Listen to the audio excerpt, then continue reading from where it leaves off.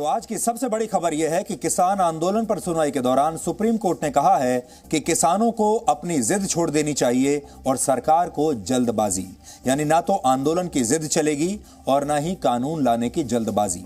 Supreme court ने कहा है कि किसान सड़कों को ब्लॉक करके इस तरीके से आंदोलन नहीं कर सकते, जबकि कोर्ट ने सरकार से भी यह पूछा है कि क्या वो कुछ दिनों के लिए इन कानूनों को रोक नहीं सकती। लेकिन अब सवाल यह भी उठता है कि संसद द्वारा पारित किए गए कानून को क्या सुप्रीम कोर्ट रोक सकता है। आज हम आपको बताएंगे कि भारत में जब भी ऐसा हुआ है तो सुप्रीम कोर्ट का फैसला सर्वोपरि होता है या फिर संसद का फैसला सर्वोपरि माना जाता है, यानी भारत में कानून बनाने वाली संसद ऊपर है या फिर कानूनों की व्याख्या करने वाला सुप्रीम कोर्ट सबसे ऊपर है। लेकिन सबसे पहले यह जान लीजिए कि आज सुप्रीम कोर्ट में इस मामले पर क्या हुआ, क्योंकि यह बहुत महत्वपूर्ण सुनवाई है। आज जब अदालत में सुनवाई शुरू हुई तो सरकार का पक्ष रख रहे सॉलिसिटर जनरल तुषार मेहता ने कहा कि हां और ना किसी सवाल का जवाब नहीं हो सकते। सरकार को कोई ऐसा व्यक्ति चाहिए जो दोनों पक्षों के बीच मध्यस्थता कर सके और इस बर्फ को पिघलाया जा सके। इसके लिए कमेटी की बजाय समाज के कुछ जाने माने लोगों की मदद भी ली जा सकती है। इस दौरान सुप्रीम कोर्ट में हरियाणा और उत्तर प्रदेश की सरकारों की तरफ से वरिष्ठ वकील हरीश साल्वे मौजूद थे। उन्होंने कहा कि इस तरह से रास्ते रोककर दिल्ली की धमनियों को ब्लॉक नहीं किया जा सकता, क्योंकि आवाजाही बंद होने से पड़ोसी राज्यों में भी महत्वपूर्ण और जरूरी चीजों के दाम बहुत तेजी से बढ़ने लगे हैं, उनकी कमी होने लगी है। इस पर दिल्ली सरकार के वकील की तरफ से कुछ और ही कहा गया। उन्होंने कहा कि दिल्ली में प्रवेश के 120 से ज्यादा रास्ते हैं। इस पर सरकार की तरफ से अटॉर्नी जनरल ने कहा कि सड़कों को बंद करने से आम लोगों के मूल अधिकारों का हनन हो रहा है। किसान 6 महीनों तक रुकने की तैयारी करके आए हैं। शहर की तरफ आने वाले रास्तों को इस तरह से तो सिर्फ युद्ध के समय ही बंद किया जा सकता है। सरकार की तरफ से यह भी कहा गया कि यह संविधान के आर्टिकल 19 के तहत लोगों को अपनी मर्जी से कहीं भी आने जाने की आजादी का उल्लंघन है। सरकार के वकीलों ने यह भी दलील दी है कि आंदोलन कर रहे किसान मास्क नहीं लगा रहे हैं और इससे कोरोना वायरस तेजी से फैलेगा और इससे पूरे देश में भी इसके फैलने का खतरा हो जाएगा। यानी सुप्रीम कोर्ट में अलग अलग पक्षों के लोग अलग अलग बात कर रहे हैं।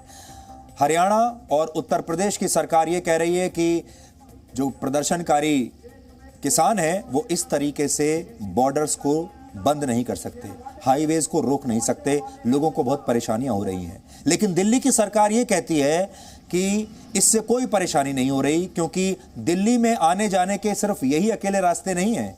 दिल्ली में आने जाने के तो 120 रास्ते हैं, तो बाकी के जो लोग हैं वो दूसरे रास्तों का प्रयोग कर सकते हैं। तो आप सोचिए, एक ही आंदोलन को अलग अलग पक्ष के लोग कैसे अलग अलग नजरिए से देखते हैं। सारी दलीलें सुनने के बाद सुप्रीम कोर्ट ने कहा कि अदालत को यह नहीं लगता कि किसान सरकार की ये सारी बातें सुनने वाले हैं। इसका फैसला एक कमेटी पर छोड़ दिया जाए, क्योंकि कोर्ट को यह नहीं लग रहा कि सरकार किसानों को अपनी बात समझा पाई है। इसके बाद सुनवाई कर रही बेंच ने कहा कि कोर्ट एक स्वतंत्र कमेटी बनाने पर विचार कर रहा है, जिसके सदस्य दोनों पक्षों की बात सुनेंगे और तब तक यह आंदोलन अहिंसक तरीके से जारी रह सकता है। लेकिन इस दौरान ना तो किसान हिंसा भड़का सकते हैं और ना ही पुलिस ऐसा कुछ करेगी जिससे हिंसा भड़क जाए, और इस तरह से शहरों को बंधक भी नहीं बनाया जा सकता। यहां महत्वपूर्ण बात यह है कि सुप्रीम कोर्ट यह कह रहा है कि शहरों को इस तरह से बंधक नहीं बनाया जा सकता। लेकिन इसके बाद सुप्रीम कोर्ट ने जो अहम बात कही वो आंदोलन कर रहे किसानों और देश के सभी लोगों को बहुत ध्यान से सुननी चाहिए। अदालत ने कहा कि कोई भी प्रदर्शन सिर्फ तभी तक संवैधानिक है जब तक इससे किसी के जीवन को खतरा नहीं पैदा होता और जब तक ये दूसरे लोगों के लिए परेशानी नहीं बनता। सिर्फ विरोध प्रदर्शन के नाम पर प्रदर्शन ठीक नहीं है, इसका कोई उद्देश्य होना चाहिए। केंद्र सरकार और किसानों को आपस में बात करनी होगी, और अगर इस प्रदर्शन का उद्देश्य सिर्फ विरोध नहीं है बल्कि कुछ और है तो सुप्रीम कोर्ट इसका भी पूरा ध्यान रखेगा। पंजाब सरकार की ओर से पेश हो रहे वकील और कांग्रेस नेता पी चिदम्बरम ने कहा कि किसान अहंकारी सरकार से लड़ रहे हैं और उन्हें दिल्ली आने से रोका गया है। इस पर सुप्रीम कोर्ट ने कहा कि अगर इतनी बड़ी संख्या में लोग दिल्ली आ गए तो उन्हें कंट्रोल कैसे किया जाएगा। इस बीच भारतीय किसान यूनियन के वकीलों ने भी कहा कि हम कृषि प्रधान देश में रहते हैं, किसी कॉरपोरेट प्रधान देश में नहीं। सरकार सबका साथ सबका विकास की बात करती है, लेकिन किसान आज कृषि कानून के खिलाफ प्रदर्शन कर रहे हैं और सड़कों पर हैं। लेकिन कुल मिलाकर आज की सुनवाई का सार यह रहा कि सुप्रीम कोर्ट ने किसानों के प्रति हमदर्दी दिखाई है, उन्हें आंदोलन जारी रखने की इजाजत दे दी है, लेकिन साथ ही यह शर्त भी लगाई है कि इसके नाम पर, यानी विरोध प्रदर्शन के नाम पर, आंदोलन के नाम पर शहरों को बंधक नहीं बनाया जा सकता और ना ही हिंसा के लिए उकसाया जा सकता है। जबकि सरकार से यह कहा है कि सरकार नए कृषि कानूनों को लेकर कोई जल्दबाजी ना करे। इस सुनवाई के बाद अलग अलग पक्षों की तरफ से क्या कहा गया, आप वो सुनिए और फिर हम आपको ये बताएंगे कि अगर सरकार ने इन कानूनों को होल्ड नहीं किया तो फिर ये आंदोलन किस दिशा में जा सकता है। जो इस बिल के अंदर इतना अच्छा बिल है और उसके बावजूद भी जो बॉर्डर के ऊपर जो किसान आकर बैठे हैं, उन किसानों से मेरा आग्रह रहेगा कि आपको उसमें कुछ संशोधन करवाने हैं, तो उसके लिए भारत सरकार संशोधन के लिए तैयार है। आज जो वहाँ पर बॉर्डर के ऊपर बैठे हैं तो उनसे भी यही कहूँगा कि आपके साथ में जिस तरह लेफ्ट के लोग हैं या जो ऐसे लोग घुस चुके हैं जो, और प्लस विपक्ष के लोग जिसमें कांग्रेस भी है, आप भी है, सपा है या कम्युनिस्ट हैं, इस तरह के जो लोग हैं वो लोग इसमें राजनीतिक रोटियां सेकना चाहते हैं। हमारे पास तो कोई नोटिस तो आया नहीं, ना हमें कोई चिट्ठी आई, हम कहाँ जा। सुप्रीम कोर्ट में गए हैं तो सुप्रीम कोर्ट जो कहेगा सबको मानना चाहिए, माननीय सुप्रीम कोर्ट का सबको आदर करना चाहिए। और जब 8 दिन से बातचीत नहीं हो रही थी तो उन्होंने ठीक कहा कि सरकार बैठ के बात करे, और हम भी यही कह रहे हैं कि सरकार बात करे। बाहर का भी कोई आ जाएगा उसको भी मानना पड़ेगा, देश के कानून से भी ऊपर है क्या, संविधान से बड़ा है क्या कोई, ये मानते हैं संविधान से बड़ा सरकार। आ गया अब ठीक लपेटे में आए सुप्रीम कोर्ट के, हमें तो मिल नहीं रहे थे, सुप्रीम कोर्ट को जरूर मिलेगी सरकार। हम कह रहे हैं कि हमारी बात करवाओ, सर ढूंढ कर जाओ कहाँ है। 8 दिन से भाग रही सरकार, अब आवेगी बिल्कुल ठीक लाइन। तो अभी की स्थिति यह है कि फिलहाल कांग्रेस शासित 3 राज्यों छत्तीसगढ़, पंजाब और राजस्थान की सरकारों ने अपने अपने राज्यों में इस कानून को निष्प्रभावी करने के लिए नए कानून लागू कर दिए हैं। यानी इन्होंने कह दिया है कि हम अपने राज्यों में इन कृषि कानूनों को लागू नहीं होने देंगे। लेकिन बाकी किसी भी राज्य ने अभी तक नए कृषि कानूनों पर कोई आखिरी फैसला नहीं लिया है। लेकिन आप राजनीति की विडंबना देखिए कि दिल्ली सरकार एक तरफ तो खुलकर इन नए कानूनों का विरोध कर रही है और कह रही है कि वो किसानों के साथ है, लेकिन दूसरी तरफ इसी महीने दिल्ली की सरकार ने इनमें से एक कानून को नोटिफाई भी कर दिया है। यह कानून किसानों को अपनी फसल सरकारी मंडियों के बाहर बेचने की इजाजत देता है। उस कानून को दिल्ली सरकार ने नोटिफाई किया है। लेकिन आज जब किसानों के आंदोलन पर चर्चा के लिए दिल्ली विधानसभा का एक विशेष सत्र बुलाया गया तो दिल्ली के मुख्यमंत्री अरविंद केजरीवाल ने इस दौरान नए कृषि कानून की कॉपी हाथ में लेकर फाड़ दी। इसके लिए आपको भी राजनीति के इस दोहरे चरित्र की तस्वीरें आज देखनी चाहिए। देखिए, ये कानून किसानों के लिए नहीं बनाए गए, ये कानून भारतीय जनता पार्टी के चुनावों की फंडिंग कराने के लिए बनाए गए। इसको ये देश जितनी जल्दी समझ ले, किसान तो समझ गए, बाकी देश भी जितनी जल्दी समझ ले उतना अच्छा होगा। तो अध्यक्ष महोदय, मैं इसका समर्थन करता हूं और ये 3 कानून हैं, ये तीनों कानूनों को मैं सदन के सामने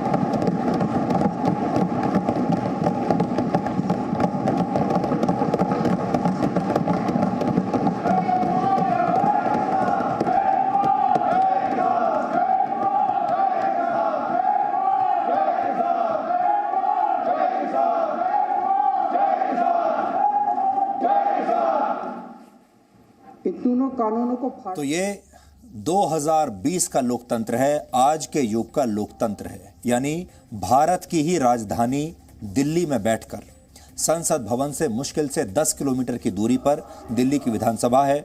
दिल्ली के मुख्यमंत्री भारत की ही संसद द्वारा पास किया गया कानून इस तरह से विधानसभा में सबके सामने फाड़ते हैं और बाकी के विधायक मेज थपथपाकर उसका स्वागत करते हैं और तालियां बजती हैं। ये एक बहुत बड़ी बात है और लोकतंत्र का एक ये नया रूप है इस आज के युग में। इसे आप सब लोग ध्यान से देखिएगा, समझिएगा और अब उस दिन की कल्पना कीजिए जब भारत सरकार कोई नया कानून लाएगी, कोई नया फैसला करेगी और देश के अलग अलग राज्यों में उस कानून की धज्जियां ऐसे उड़ाई जाएंगी, उसे ऐसे फाड़कर हवा में उछाल दिया जाएगा और ये सब कुछ लोकतंत्र के नाम पर होगा और ये सब कुछ ये कहते हुए होगा कि लोकतंत्र हमें आज़ादी देता है और हम भारत सरकार द्वारा, भारत की संसद द्वारा पारित कानून को नहीं मानते और ये हमने इसके टुकड़े टुकड़े करके हवा में लहरा दिए और लोग तालियां बजा रहे हैं। जनता द्वारा चुने गए विधायक ही इस पर तालियां बजा रहे हैं। ये जो दृश्य आज आपने देखा, ये बहुत दुखद दृश्य है। हो सकता है इसका महत्व आपको आज समझ में ना आ रहा हो, लेकिन आने वाले वर्षों में आपको इस बात का महत्व समझ में आएगा और आपको ये भी समझ में आएगा कि जो कुछ हो रहा है ये आने वाले दिनों में देश के भविष्य के लिए कितना खतरनाक है। खराब नहीं है, ये खतरनाक है। इस बीच केंद्रीय कृषि मंत्री नरेंद्र सिंह तोमर ने किसानों के नाम एक 8 पन्ने की चिट्ठी लिखी है जिसमें लिखा है कि कुछ लोग राजनीतिक स्वार्थ के लिए किसानों के बीच भ्रम की स्थिति पैदा कर रहे हैं। इस चिट्ठी में नए कृषि कानूनों के विषय में फैलाए जा रहे झूठ और सच दोनों का जिक्र किया गया है, लेकिन इसमें कृषि मंत्री ने एक बहुत महत्वपूर्ण बात लिखी है। उनकी जो चिट्ठी है इस समय मेरे हाथ में है। उन्होंने लिखा है इसमें कि ऐसे समय में जब लेह और लद्दाख में भारत चुनौती का सामना कर रहा है, वहां के पहाड़ों पर बर्फ जमी है, ऐसे समय में जवानों के लिए रसद ले जा रहे ट्रकों को रोकने वाले किसान नहीं हो सकते। 2-4 लाइन में आपको इसमें से उनकी पढ़कर सुनाना चाहता हूं। उन्होंने किसानों को संबोधित करते हुए लिखा है ऊपर, मेरे प्रिय किसान भाइयों और बहनों, और वो लिखते हैं, देश का कृषि मंत्री होने के नाते मेरा कर्तव्य है कि मैं हर किसान का भ्रम दूर करूं, इसलिए ये चिट्ठी मैं आपके लिए लिख रहा हूं। फिर वो अपने बारे में थोड़ा लिखते हैं कि मैं किसान परिवार से आता हूं, खेती की बारीकियां और खेती की चुनौतियां दोनों को ही देखते हुए समझते हुए मैं बड़ा हुआ हूं। खेत में पानी देने के लिए देर रात तक जागना, पानी चलते हुए मेंढ टूट जाने पर उसे बंद करने के लिए भागना, असमय बारिश का डर, समय पर बारिश की खुशी, ये सब मेरे जीवन का हिस्सा रहे हैं। फसल कटने के बाद उसे बेचने के लिए हफ्तों का इंतजार भी मैंने देखा है। यानी कृषि मंत्री ने किसानों को बताया कि भाई मैं भी किसान हूं और कृषि की क्या समस्याएं होती हैं, खेती की क्या समस्याएं होती हैं, ये मैंने भी देखा है, मैं भी इन्हें अच्छी तरह से जानता हूं। और फिर उन्होंने आगे लिखा है कि लेह और लद्दाख पर हमारी सीमा पर जो सुरक्षा की चुनौतियां बढ़ी हुई हैं, हमारे जवानों के लिए रसद ले जा रही ट्रेनें रोकने वाले ये लोग किसान नहीं हो सकते। इन लोगों की वजह से हमें अपने सैनिकों तक रसद और अन्य ज़रूरी सामान हवाई मार्ग एवं अन्य साधनों से पहुंचाना पड़ रहा है। जनता की गाड़ी कमाई इन वैकल्पिक इंतजामों में लग रही है। पर्दे के पीछे छिपकर किसानों को गुमराह करने वाले इन लोगों की विचारधारा सन 62 की लड़ाई में भी देश के साथ नहीं थी। आज ये लोग फिर से सन 1962 की भाषा बोल रहे हैं। ये बात आज कृषि मंत्री ने किसानों को बताई है। और अब से कुछ देर पहले प्रधानमंत्री नरेंद्र मोदी ने भी एक ट्वीट किया है और उसमें लिखा है कि देश भर के किसानों को कृषि मंत्री की ये चिट्ठी आज जरूर पढ़नी चाहिए। अब इस मुद्दे पर आते हैं कि अगर कभी सुप्रीम कोर्ट और सरकार के बीच नए कृषि कानून को लेकर टकराव की स्थिति आती है तो क्या हो सकता है, क्योंकि आज सुप्रीम कोर्ट ने सरकार से यह पूछा है कि क्या वो इस कानून को कुछ दिनों के लिए होल्ड नहीं कर सकती, इसे कुछ दिनों के लिए रोक नहीं सकती, क्योंकि जब तक हम इस पर सुनवाई कर रहे हैं, सारे पक्षों की बातचीत हम सुन रहे हैं, सारे पक्षों का पक्ष हम जानने की कोशिश कर रहे हैं, तब तक सरकार इसे जल्दबाजी में लागू ना करे। तो अब बड़ी बात यह है कि क्या सरकार सुप्रीम कोर्ट की बात मानने के लिए बाध्य है। अगर सुप्रीम कोर्ट ने कह दिया कि कानून होल्ड कर लो, तो क्या सरकार को यह कानून होल्ड करना पड़ेगा। पहली बात यह है कि जब सरकार कोई कानून लाती है और सुप्रीम कोर्ट को यह लगता है कि इस कानून से लोगों के मूलभूत अधिकारों का हनन हो रहा है, तो सुप्रीम कोर्ट कानून को खारिज कर सकता है। इसी तरह अगर सुप्रीम कोर्ट कोई फैसला सुनाता है और सरकार को लगता है कि यह फैसला ठीक नहीं है, तो सरकार भी संसद के जरिए इस फैसले को पलट सकती है। लेकिन यहां यह ध्यान देना होगा कि यह बात सुप्रीम कोर्ट भी कई मौकों पर मान चुका है कि मूल अधिकारों की भी एक सीमा होती है। इसे आप एक पुरानी कहावत के जरिए समझिए। बचपन में स्कूल में पढ़ाई के दौरान शायद आपने भी ये कहावत सुनी होगी, जिसके मुताबिक आप तभी तक अपनी छड़ी घुमा सकते हैं जब तक वो किसी की नाक को ना छुए, यानी किसी को इससे चोट ना पहुंचे। लेकिन जैसे ही आपकी आजादी से किसी दूसरे की आजादी छिनती है तो आपका मूलभूत अधिकार वहीं समाप्त हो जाता है, वो अधिकार वहां काम नहीं आता। उदाहरण के लिए किसानों के आंदोलन की वजह से आम लोगों को परेशानी हो रही है। किसान अपनी छड़ी घुमा सकते हैं, लेकिन वो छड़ी किसी की नाक पर नहीं लगनी चाहिए, और अब वो हो रहा है। जबकि हमारा संविधान लोगों को कहीं भी आने जाने, घूमने फिरने, नौकरी, व्यवसाय करने का मूल अधिकार देता है। लेकिन अगर लोग विरोध प्रदर्शन की वजह से अपने काम पर नहीं जा पा रहे, कहीं अपने किसी भी काम की वजह से कहीं पहुंच नहीं पा रहे, तो यह देश की जनता के मूल अधिकारों को बाधित करने जैसा है। कानून व्यवस्था सरकार के अधीन होती है, लेकिन भारत के संविधान में इस बात का भी प्रावधान है कि अगर सरकार कानून व्यवस्था नहीं संभाल पा रही तो सुप्रीम कोर्ट इसमें दखल दे सकता है। भारत के संविधान में भी लिखा है कि सुप्रीम कोर्ट संविधान का रक्षक है, लिहाजा कानूनों की अंतिम व्याख्या सुप्रीम कोर्ट ही कर सकता है। लेकिन कई मौकों पर सुप्रीम कोर्ट ने सरकार के फैसलों को पलटा है, और कई मामलों में सरकार ने भी सुप्रीम कोर्ट के फैसलों को नहीं माना है। सुप्रीम कोर्ट आमतौर पर हर साल सरकार द्वारा बनाए गए 4 से 5 कानूनों को खारिज करता है, लेकिन सरकार सुप्रीम कोर्ट के फैसलों को बहुत कम मौकों पर ही पलटती है। कुछ उदाहरण के जरिए समझिए। 1985 में सुप्रीम कोर्ट ने शाहबानो के मामले में उसके पति को यह आदेश दिया था कि वो अपनी पत्नी को गुजारा भत्ता दे। शाहबानो एक मुस्लिम महिला थी, लेकिन 1986 में राजीव गांधी की सरकार ने कट्टरपंथियों के दबाव में इस फैसले को पलट दिया था और ये व्यवस्था कर दी थी कि इस मामले में कोई भी फैसला सिर्फ मुस्लिम पर्सनल लॉ बोर्ड ही कर सकता है। इसी तरह वर्ष 2016 में केंद्र सरकार सरकारी योजनाओं के लाभ के लिए आधार कार्ड अनिवार्य बनाने का कानून लेकर आई थी, लेकिन 2017 में सुप्रीम कोर्ट ने यह फैसला सुनाया कि इसके लिए आधार कार्ड अनिवार्य नहीं हो सकता, क्योंकि ये जनता के मूलभूत अधिकारों का हनन है। इसी तरह 1989 में बना SC/ST कानून भी है, जिसके तहत अनुसूचित जाति और जनजाति के किसी भी व्यक्ति के साथ भेदभाव करने वालों को बिना किसी सुनवाई के सीधे FIR दर्ज करने और जेल में डालने का प्रावधान था। लेकिन 2018 में सुप्रीम कोर्ट ने कहा कि सीधे FIR करने से पहले जांच होनी चाहिए और फिर जरूरत होने पर ही FIR दर्ज की जाएगी। कुछ दिनों के बाद केंद्र सरकार ने सुप्रीम कोर्ट के इस फैसले को बदलकर पुराना कानून ही लागू कर दिया, और इसी तरह 2017 में सुप्रीम कोर्ट ने ट्रिपल तलाक को असंवैधानिक करार दिया था। इसके बाद 2019 में सरकार ट्रिपल तलाक को खत्म करने के लिए 2019 में कानून लेकर आई।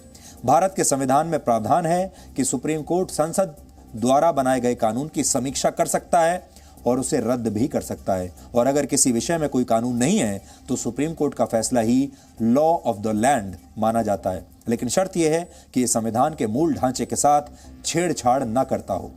उदाहरण के लिए कल सुप्रीम कोर्ट में तलाक और गुजारे भत्ते के लिए पूरे देश में एक जैसे कानून लागू करने की याचिका दायर की गई।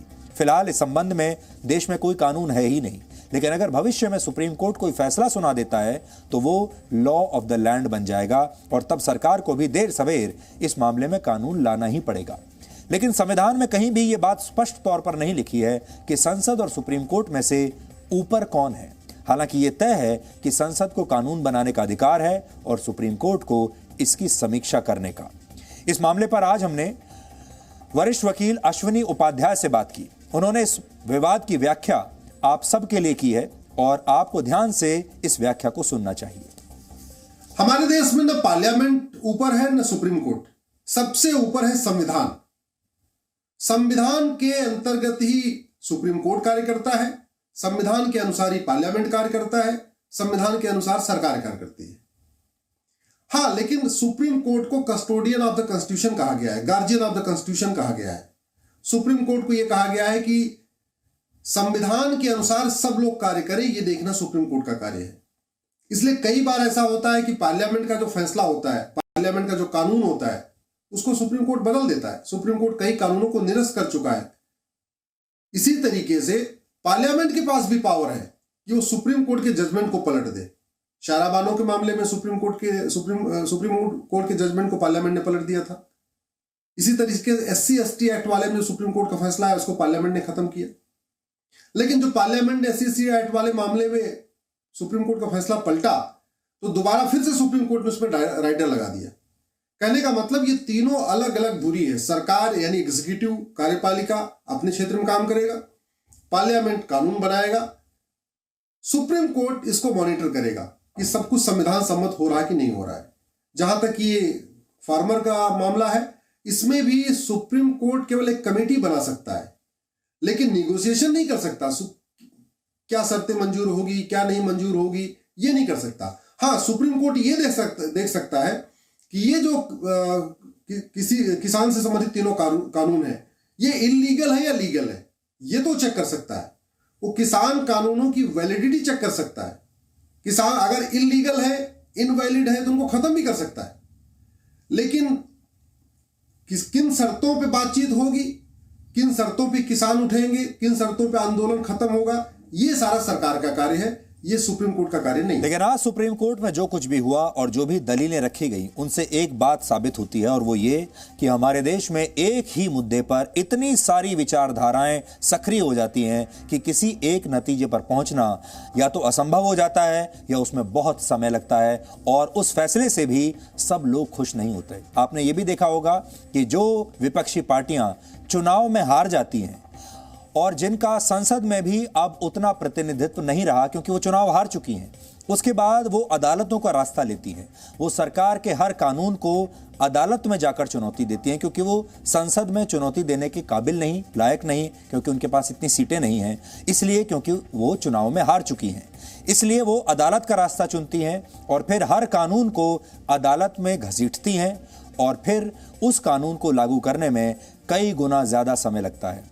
हम आपको कई दिनों से बात कह रहे हैं कि कई बार जरूरत से ज्यादा लोकतंत्र सुविधा की बजाय दुविधा का कारण बन जाता है, और सुप्रीम कोर्ट में एक मुद्दे पर इतने सारे लोगों की अलग अलग राय सुनकर आप भी अब ये समझ गए होंगे कि हम ऐसा क्यों कह रहे हैं।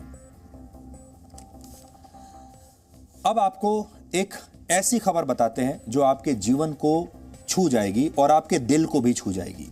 जिद और जल्दबाजी जीवन की गति को रोक देती है। जिद और जल्दबाजी वो लोग करते हैं जो जीवित हैं और इस दौरान आज़ादी का जमकर दोहन भी कर रहे हैं। लेकिन आज हम आपको बताएंगे कि जीवन का असली अर्थ जिद नहीं बल्कि जज्बा है। इसके केंद्र में है 2.5 साल के उस बच्चे की कहानी जिसने मृत्यु से पहले ही अपने शरीर के 7 अंगों का दान करके अपने आप को अमर कर लिया। इस बच्चे का नाम है जश ओझा। आज हम चाहते हैं कि पूरा देश इस बच्चे का नाम जाने। आप सबको पता होना चाहिए कि जश ओझा कौन है। जश ओझा, जिसे एक दुर्घटना के बाद ब्रेन डेड घोषित कर दिया गया था, इस बच्चे की कहानी हमें यह बताती है कि अमर होने के लिए और मोक्ष की प्राप्ति के लिए आपको लंबा जीवन नहीं बल्कि बड़ा जीवन जीने की जरूरत है। यानी अमर होने के लिए ना तो बड़े बड़े समाधि स्थल की जरूरत है, ना स्मारक बनाने की जरूरत है, ना ही अपने नाम पर पार्क और सड़कों के नाम रखने की जरूरत है। बस जीवन में कुछ ऐसा करने की आवश्यकता है कि लोग हमेशा आपको याद रखें। भावुक करने वाली इस कहानी के जरिए आज आप जीते जी मृत्यु की कला को सीख जाएंगे। इसे समझने का नक्शा एक विचार में छिपा है, इसलिए आगे बढ़ने से पहले आप इस विचार को सुनिए, और वो ये है, अंग्रेजी में है, don't take your organs to heaven, heaven knows we need them here. यानी अपने शरीर के अंगों को अपने साथ स्वर्ग लेकर मत जाइए, स्वर्ग से ज्यादा उनकी यहां पर जरूरत है। मृत्यु के बाद आपका अंग दान 17 लोगों को नया जीवन दान दे सकता है, जीवन दे सकता है। यानी आप मृत्यु के बाद भी 17 लोगों के काम आ सकते हैं, क्योंकि आपके 17 ऑर्गन्स ऐसे हैं आपके शरीर में, 17 ऑर्गन्स आप दान कर सकते हैं अपनी मृत्यु के बाद। गुजरात में सिर्फ 2.5 वर्ष के बच्चे जश ओझा ने ऐसा ही एक बड़ा काम किया है। इसी महीने 9 तारीख को वो अपने घर की दूसरी मंजिल से नीचे गिर गया था। इसके बाद डॉक्टर्स ने जश को ब्रेन डेड घोषित कर दिया और कहा कि उसके ठीक होने की संभावना अब ना के बराबर है। इसके बाद पूरा परिवार गहरे शोक में डूब गया। माता पिता और उसकी 6 साल की बड़ी बहन के पास अब सिर्फ जश की यादें ही शेष बची थीं। लेकिन इस मुश्किल घड़ी में भी इस परिवार ने जश के अंगदान का एक बहुत बड़ा फैसला लिया, जिसने उनके बच्चे को मृत्यु के बाद भी हमेशा के लिए अमर बना दिया। उसने अपने ऑर्गन्स देके उनको बचाया।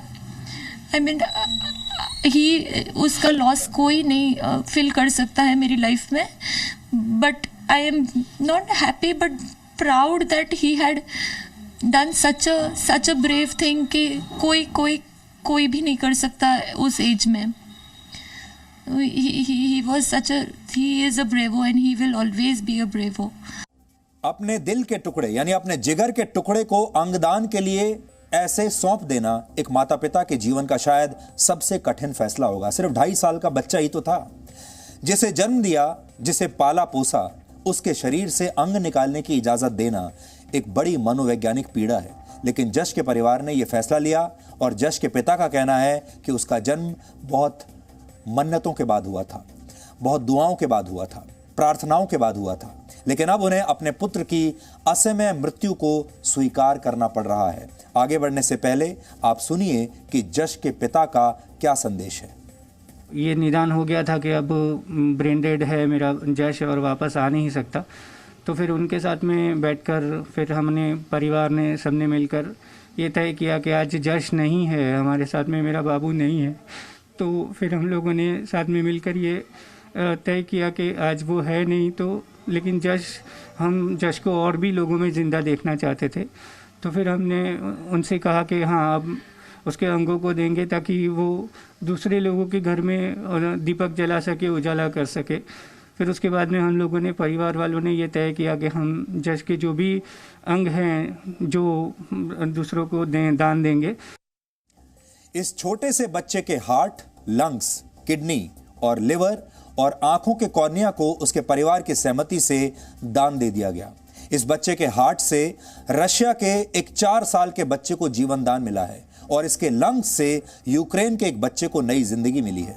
अहमदाबाद की ही एक 14 साल और 17 वर्ष की 2 लड़कियों में जश ओझा की किडनीज का ट्रांसप्लांट किया गया है और गुजरात के ही भावनगर में 2 साल के एक बच्चे को जश का लिवर लगा दिया गया है.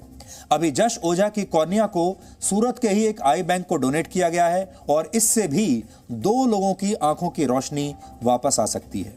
यानी इस एक बच्चे के अंगदान से 7 लोगों का जीवन हमेशा के लिए बदल जाएगा और इनमें से 5 लोग ऐसे हैं जिनके जीवन में ये बदलाव की प्रक्रिया शुरू हो चुकी है. सबसे पहले आप डॉक्टरों का अब ये संदेश सुनिए. 2 किडनीज और 1 लीवर अहमदाबाद किडनी इंस्टीट्यूट में आया. हार्ट और लंग वो बाहर गए, गुजरात के बाहर गए, क्योंकि उस टाइम हार्ट के लिए गुजरात में कोई इस तरह का रेसिपिएंट था नहीं. तो 2 किडनी और 1 लीवर हम लोग हार्वेस्ट करके अहमदाबाद किडनी इंस्टीट्यूट में ले आए और उनका तीनों का ट्रांसप्लांट हो चुका है. किडनी के पेशेंट्स तो एकदम अच्छे हैं और वो लोग शिफ्ट हो गए हैं. लीवर का जो लीवर ट्रांसप्लांट है वो लीवर ट्रांसप्लांट हुआ है और उसको हम लोग मॉनिटर कर रहे हैं. तीनों पेशेंट अच्छे हैं. हो सकता है ये जो कहानी आज हम आपको बता रहे हैं ये कभी भी अखबारों में हेडलाइन ना बने. हो सकता है ये न्यूज़ चैनल्स में भी हेडलाइन नहीं बनेगी, इस पर आधे घंटे के प्रोग्राम्स भी नहीं बनेंगे, इस पर किसी चैनल पर डिबेट भी नहीं होगा. लेकिन हम चाहते हैं कि हम आप सबको जागरूक करें और आपको इस बात की प्रेरणा भी दें कि आप भी वही करिए जो जश ने किया, आप भी वही करिए जो जश के माता पिता ने किया. जश के पिता पत्रकार हैं और जश के न रहने पर एक एनजीओ ने इन्हें अंगदान के लिए प्रेरित किया था. ये जो बच्चा है उनको मैं नतमस्तक वंदन करता हूँ, सलाम करता हूँ, क्योंकि उन्होंने पूरे समाज के अंदर एक एग्जाम्पल सेट किया है. आज हमारे देश में हर साल 5 लाख से अधिक लोगों की मौत ऑर्गन्स न मिलने की वजह से हो रही है. आज हमारे देश में जो भी ऑर्गन्स होते हैं वो जो एडल्ट पुख्त वय के लोग हैं उनके होते हैं. ऐसे छोटे बच्चे का ऑर्गन्स का डोनेशंस का मामला बहुत ही कम होता है. आप सब जानते हैं इंसान सबसे ज्यादा अपनी मृत्यु से डरता है, मृत्यु से घबराता है. किसी को भी मरना अच्छा नहीं लगता और सब लोग चाहते हैं उनका जीवन लंबा होता चला जाए.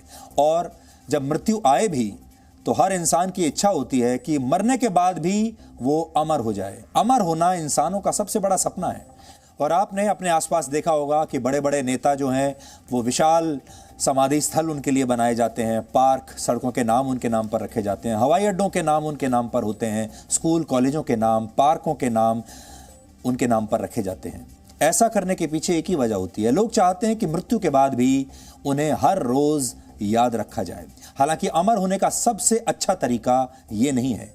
सबसे अच्छा तरीका है अंगदान, जिसमें आप दूसरों को नया जीवन देकर हमेशा के लिए अमर हो सकते हैं। 2.5 साल के इस बच्चे की कहानी हमें यह बताती है कि अमर होने के लिए लंबे जीवन की नहीं बल्कि बड़े जीवन की आवश्यकता होती है। यानी आप उम्र के पैमाने पर जीवन को मत तोलिए, बल्कि ये देखिए कि आपने कितना बड़प्पन दिखाते हुए अपना जीवन जिया है, फिर भले ही आपकी उम्र कुछ भी रही हो। इस मामले में अगर आप देखें तो ये बच्चा सिर्फ 2.5 साल का जीवन इस बच्चे का था। 2.5 साल जिया, लेकिन उस 2.5 साल में भी ये बच्चा इतना बड़ा काम करके चला गया जो शायद 100 साल जीवित रहने वाले लोग भी नहीं कर पाते। हर जीवन एक बीज की तरह होता है। हर बीज में एक वृक्ष बनने की संभावना होती है। नियति ने जश ओझा को अंकुरित होकर वृक्ष बनने का मौका नहीं दिया। हालांकि अंगदान के बाद अब वो वृक्ष बनकर कई लोगों के जीवन में छांव जरूर बन गया है। ऑर्गन ट्रांसप्लांट में समय का बहुत महत्व होता है। डोनर के शरीर से निकालने के बाद ये अंग खराब होने लगते हैं और इन्हें तुरंत सर्जरी करके, ऑपरेशन करके नए शरीर में पहुंचाना बहुत जरूरी होता है। हमने आज आपको बताया कि जश ओझा के हार्ट और लंग्स से 2 विदेशी बच्चों को नया जीवन मिला है। ये दोनों विदेशी बच्चे चेन्नई के MGM हॉस्पिटल में भर्ती हैं।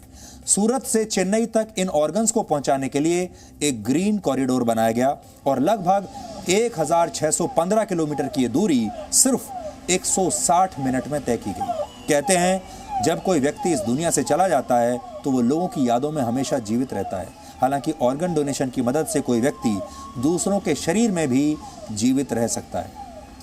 अब आपको अमर बनाने वाले अंगदान से जुड़ी महत्वपूर्ण जानकारी भी हम बताना चाहते हैं।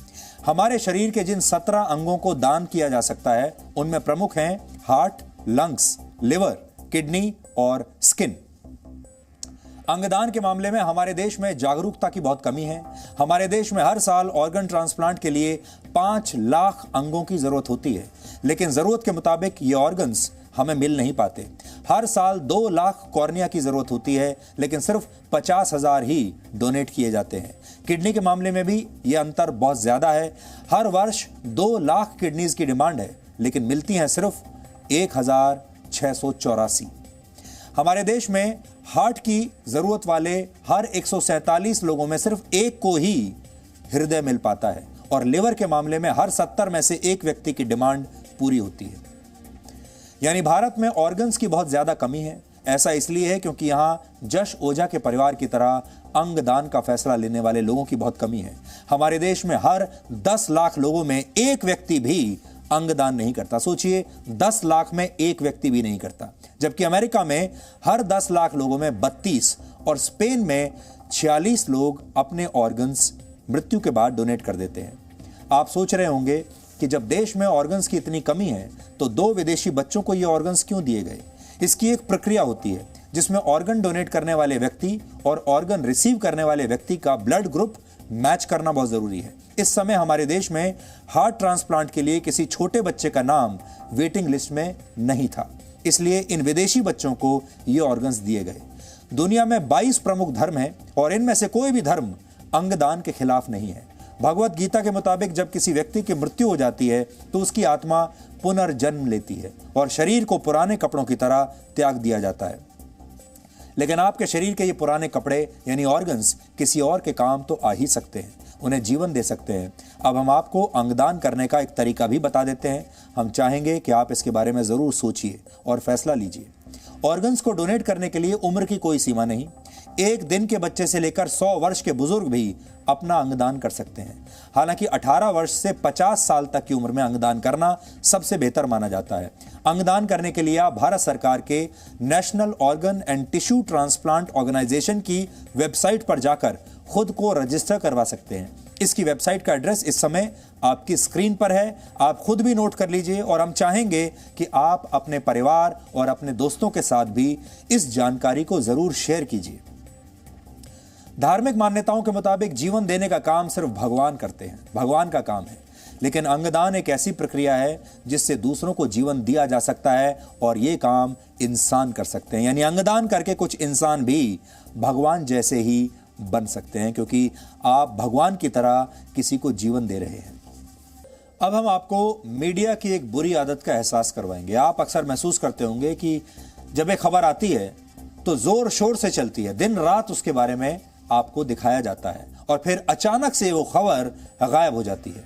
आप सोचते हैं आखिर क्या हुआ उस मामले पर, आगे चलकर क्या हुआ। ऐसे बहुत सारी खबरें आपने इससे पहले भी देखी होंगी, जब न्यूज चैनल्स पर कुछ दिनों तक लगातार 24 घंटे उसी खबर के बारे में टेलीकास्ट चलता रहता है, वही खबर दिन रात छाई रहती है, लेकिन उसके बाद मीडिया अचानक से उस खबर को भूल जाता है और फिर दोबारा हमारे देश का मीडिया उस गांव में या उस स्थल पर जाकर देखता भी नहीं कि बाद में वहां पर क्या हुआ। लेकिन आपके मन में उन खबरों को लेकर बहुत सवाल होते हैं हर बार, और आप कई बार ये सोचते होंगे कि ये खबर हमें दिन रात दिखाई गई, ये खबर हेडलाइन में थी, लेकिन उसके बाद क्या हुआ। तो जी न्यूज मीडिया की इस भूलने वाली बीमारी का इलाज अब लेकर आया है और हम बड़ी बड़ी खबरों का फॉलोअप आपके सामने अब लेकर आते हैं। आज हम आपको कानपुर के उस बिकरू गांव के बारे में बताएंगे। ये वही गांव है जहां इसी वर्ष 2 जुलाई की रात को मशहूर अपराधी विकास दुबे से एनकाउंटर में पुलिस के 8 अधिकारी और सिपाही शहीद हो गए थे। इसके बाद यूपी पुलिस के साथ हुई मुठभेड़ में विकास दुबे मारा गया था। लेकिन इसके बाद क्या हुआ यह आपको शायद किसी ने बताया नहीं, क्योंकि उसके बाद कोई बिकरू गांव गया ही नहीं। क्या विकास दुबे का खौफ अब समाप्त हो चुका है? इस गांव में अब हो क्या रहा है? बिकरू गांव में अब क्या चल रहा है? विकास दुबे से जुड़े लोगों का क्या हुआ? ऐसे तमाम सवालों का जवाब हमारी टीम ने खोजने की कोशिश की है। अपराध का अपना एक मनोविज्ञान होता है जो डर के ऑक्सीजन पर ही जीता है। अब हम आपको इसी मनोविज्ञान के बारे में बताना चाहते हैं। हमारी टीम जब इस गांव में पहुंची तो हमें पता चला कि इस गांव में आज भी बहुत सारे लोगों के बीच ये अफवाह है कि विकास दुबे जिंदा है। लोग ऐसा मानते हैं कि एनकाउंटर में विकास दुबे के पुतले पर गोलियां मारी गई हैं या किसी और को मार दिया गया एनकाउंटर में। विकास दुबे तो कहीं और है। हमारी ये ग्राउंड रिपोर्ट आज आपको बताएगी कि जिस गांव में विकास दुबे का आतंक फैला हुआ था वो गांव आज कैसे एक क्राइम टूरिज्म स्पॉट बन गया है।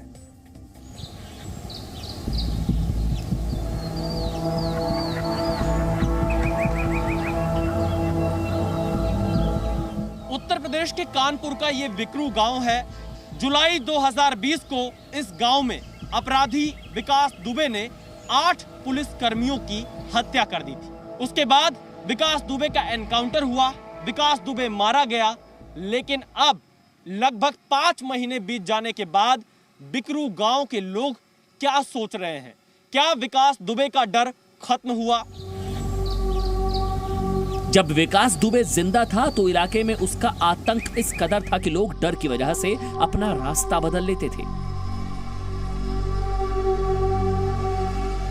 दहशत की वजह से उधर से हम कभी निकले नहीं आज तक। अब 2-3 बार जैसे कोई काम पड़ा ट्रैक्टर के लिए जरूरत पर निकल जाते हैं, और न पहले वहाँ से निकलते नहीं थे लोग, चाहे गरीब हो या अमीर हो, सभी डरते थे।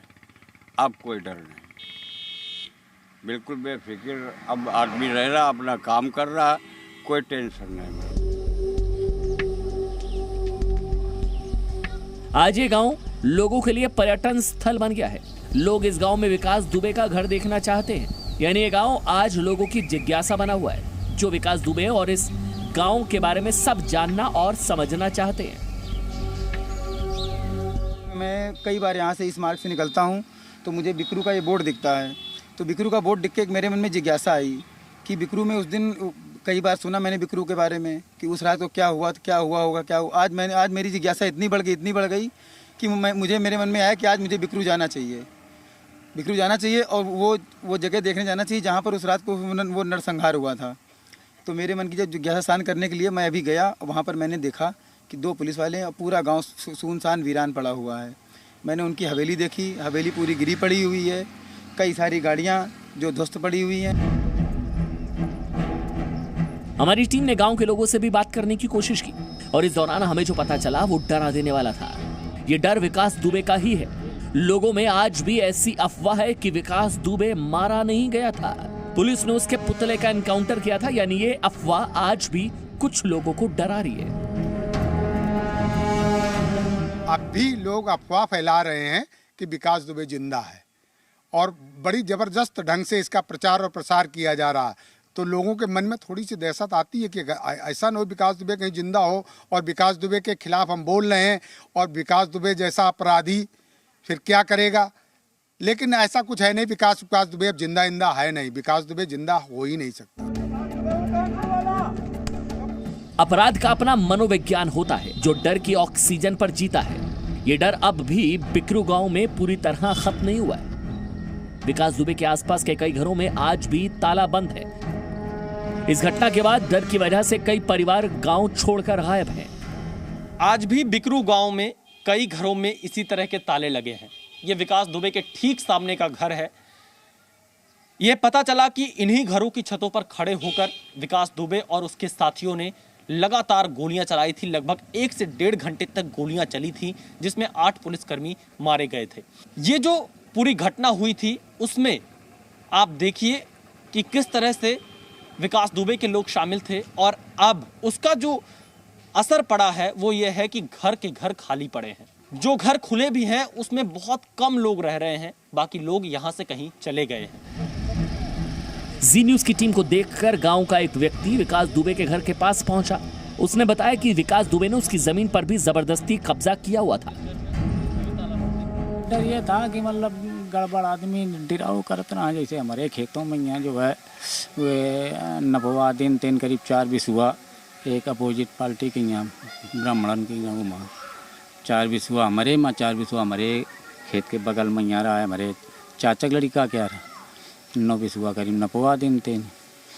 तो यही सब बातों कि उनते आदमी दबो करते रहा है कि पता ना कितने समय आके ना कुछ करन लागे। हम ऐसे कई लोगों से मिले जिन्होंने बताया कि उनके रिश्तेदार भी अब उनके घर नहीं आना चाहते क्योंकि उन्हें इस गांव में डर लगता है।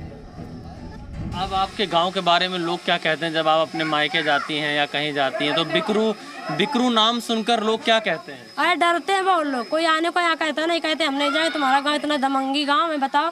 मायके वाले सब लोग कोई आने को नहीं कहता ऐसा गांव को बताओ आदमी था कि बताओ पुलिस वालों को जब मार सकते तो पता नहीं किसके क्या कर सके।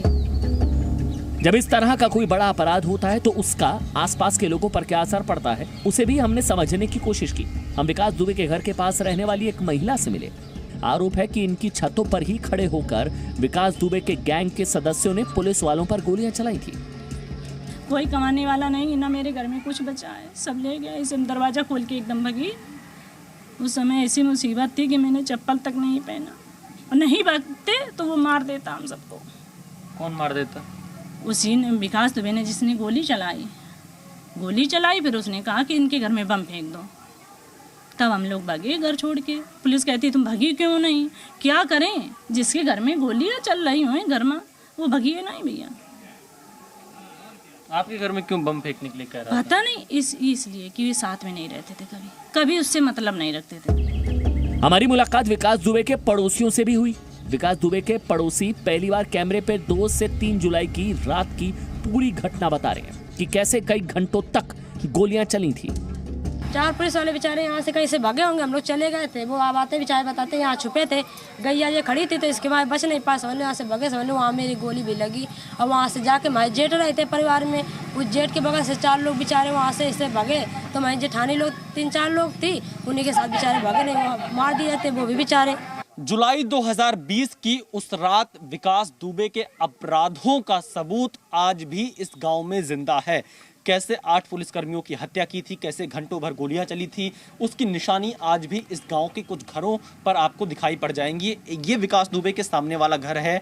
देखिए आज भी गोलियों के निशान आपको यहाँ के दरवाजों में दिखाई पड़ेंगी, क्योंकि पुलिसकर्मी जहां तहां भागकर अपनी जान बचाने की कोशिश कर रहे थे, क्योंकि चारों तरफ से विकास दुबे और उसके साथियों ने पुलिसकर्मियों को घेर लिया था। एक गोली का निशान आपने उस तरफ देखी, दूसरी गोली के निशान आपको हम दिखाते हैं। देखिए ये दरवाजे पर गोली का निशान यहाँ पर आप देख रहे हैं। लगातार गोलियां चल रही थीं और इसके अलावा छतों से, क्योंकि जहां जहां पुलिस वाले भाग रहे थे वहां वहां वो आगे बढ़कर गोली चला रहे थे। लोगों का डर भले ही खत्म हो रहा हो, लेकिन आज भी पुलिस बिकरू गांव में मौजूद रहती है। सिस्टम की मिली भगत से ही विकास दुबे जैसे अपराधी पैदा होते हैं और उनको लगातार संरक्षण मिलता है। इसका नतीजा यही होता है कि विकास दुबे जैसे अपराधियों का मन लगातार बढ़ता जाता है। हालांकि इस गांव में आकर हमने ये देखा कि विकास दुबे के एनकाउंटर के बाद अब न सिर्फ बिकरू गांव के लोग बल्कि आसपास के लोग चैन की सांस ले रहे हैं।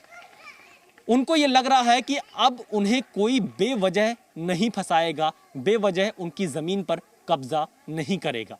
यानी विकास दुबे का डर लोगों के मन से निकल रहा है। कैमरामैन एस जयदीप के साथ विशाल पांडे, जी मीडिया, कानपुर।